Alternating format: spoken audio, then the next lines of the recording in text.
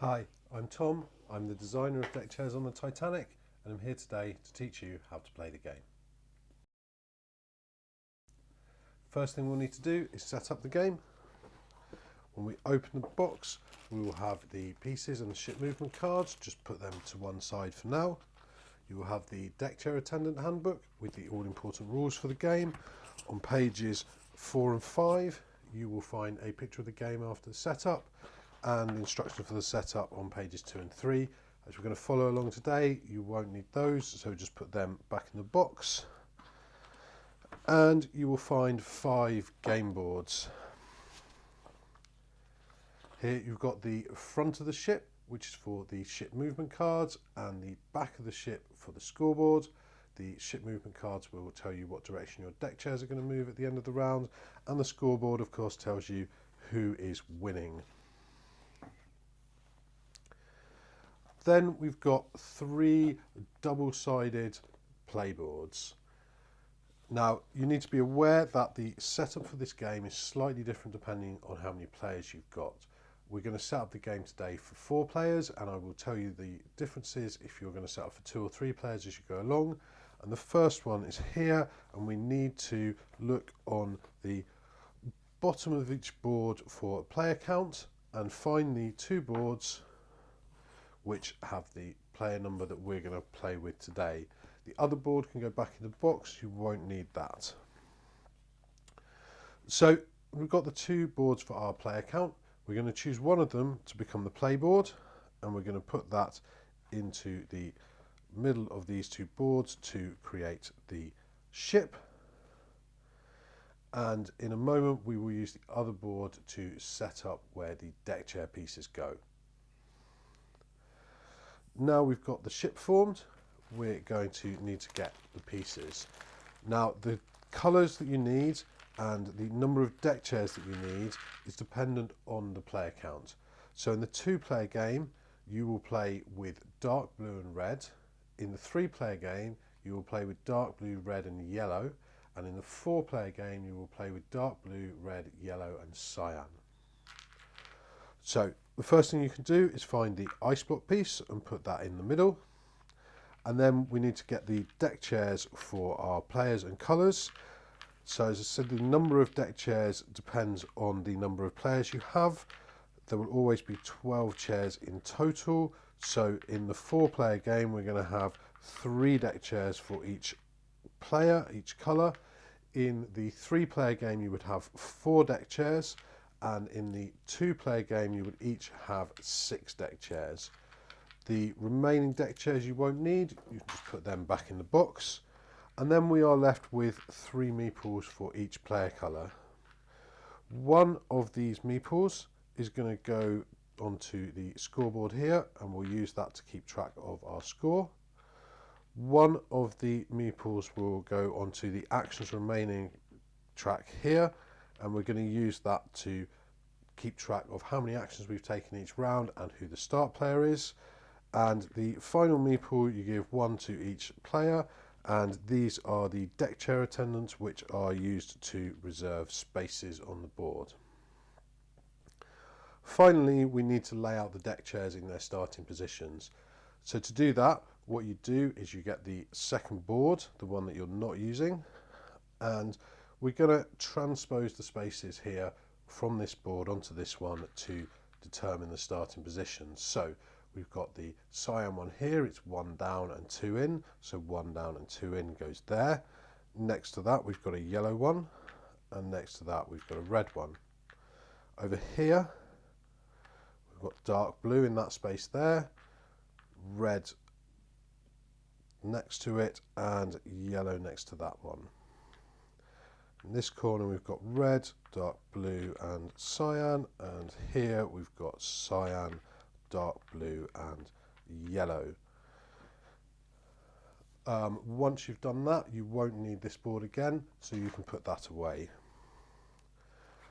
Finally are the ship movement cards. There's 9 ship movement cards, and you need to first of all find the one which has no movement. This is the one without a direction arrow on the compass, and that wants to be placed in the front slot here. the first slot on the board, and that tells you what the ship movement is going to happen at the end of this round and which direction your deck chairs are going to move. The first round always has no movement, but to decide the future rounds we need to shuffle the cards and then draw a certain number of cards depending on how many players we're going to play with and whether we want to play the short game or the long game. So with 2 players, you will draw 3 of these cards to give you 4 rounds for the short game, or you would draw 7 of them to give you 8 rounds for the long game. With 3 players, you would draw 5 of these cards to give you 6 rounds for the short game, or you would use all of them to give you 9 rounds for the long game. 4 player that we're going to do today is the same as 2 player, so we're going to draw 3 cards. We'll place the rest back in the box. This is for the short game. We would draw 7 cards for the long game.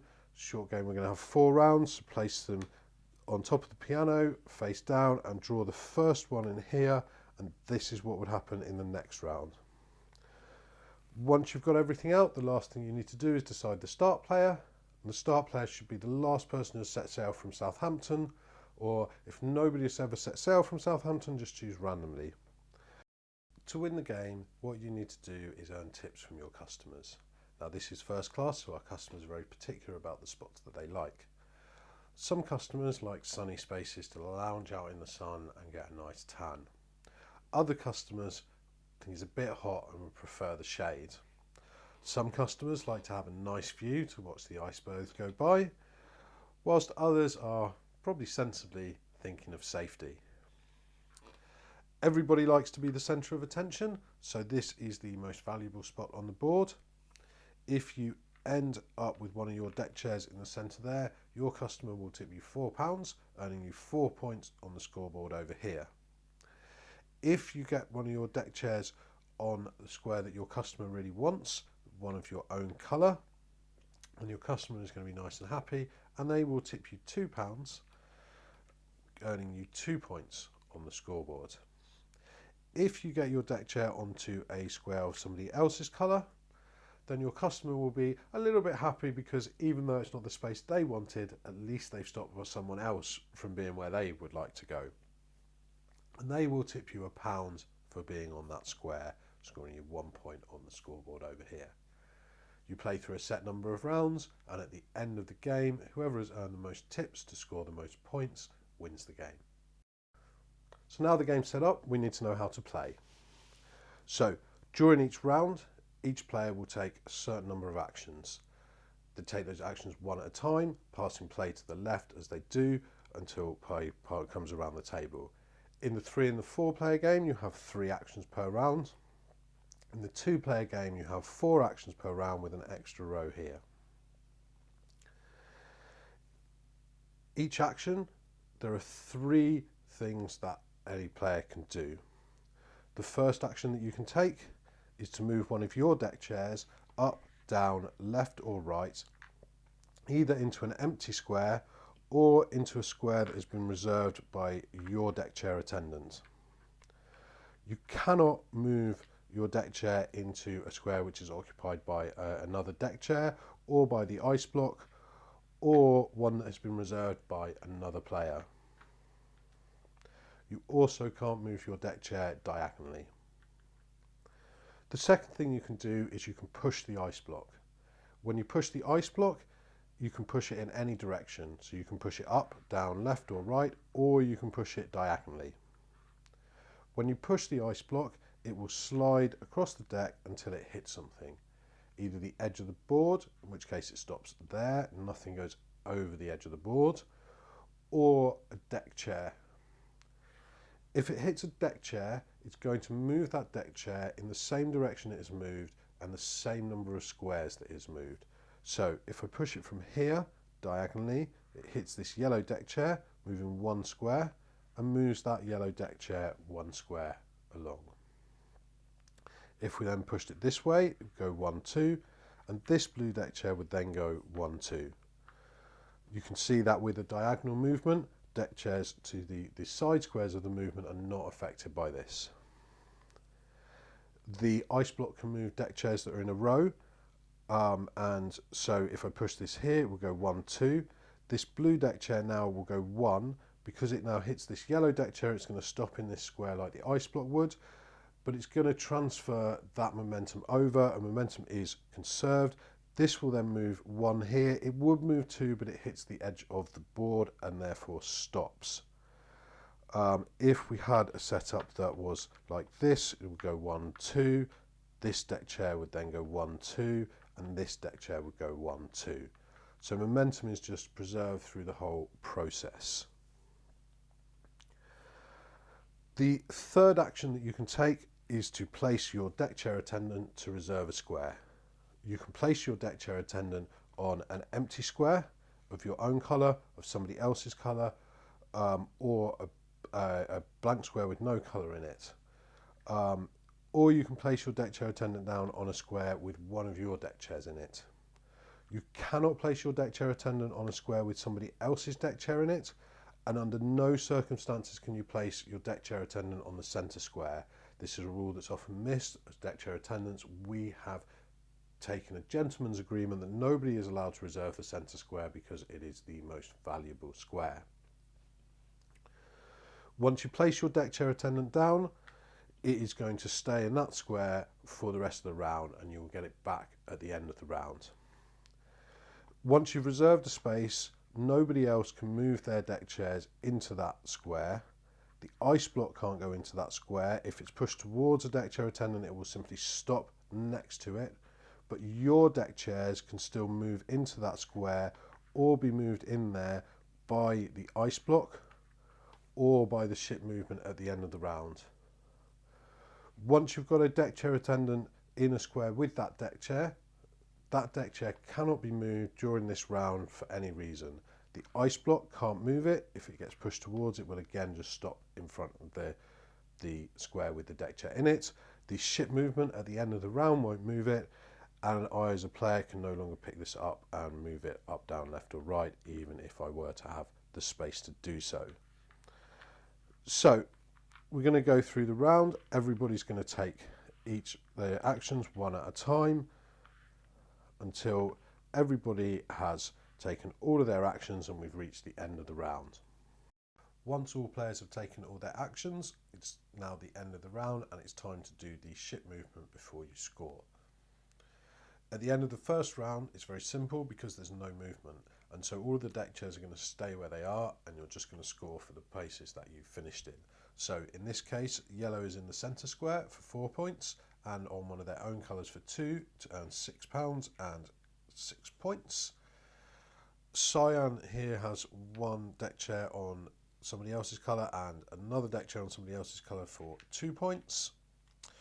Red has managed just one deck chair on someone else's colour for 1, and blue has got 2 deck chairs on their own colour to score 4. After you've scored, discard the card from this round, move next round's card up into this round slot and turn over a new card. Make sure that you have the orientation of the compasses the same as you do so.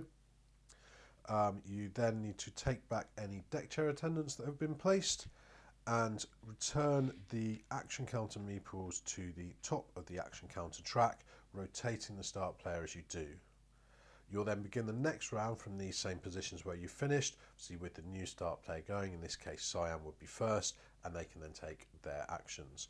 So to show you what happens with the ship movement card, we'll just imagine that we've moved on around. I'll just shuffle these around a bit for the purposes of showing you this now. So now we've reached the end of round 2. We've got this ship movement card at the front here. It's showing southeast, so all of the deck chairs that can move are going to move 1 square in the direction on the card, which is towards this corner here.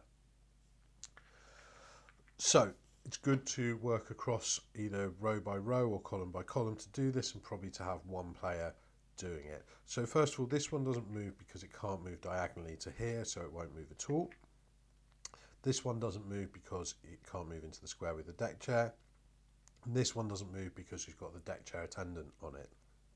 This one will move here. The ice block doesn't move because it's too heavy to be moved by the moving of the ship, but we're really strong so we can push it, but it'll stay there. This deck chair won't move because it can't move into the square with this one.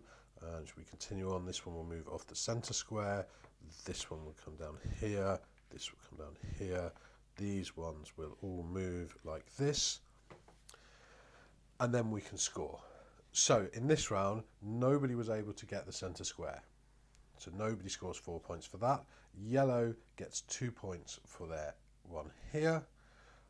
Dark blue has got 2 here and another 2 points for this one with the deck chair attendant on it.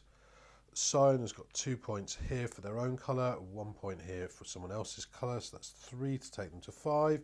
And red again has scored just 1 point for somebody else's colour.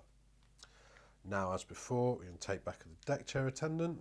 We're going to discard the first card and move the next round's card along, revealing a new card as we do.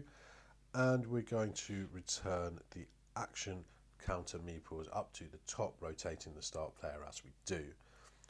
You'll keep doing this until the last ship movement card is gone, and that signals the end of the game, when you realise that the Titanic is sinking, and perhaps instead of spending your time rearranging deck chairs on the Titanic, you should have been doing something useful.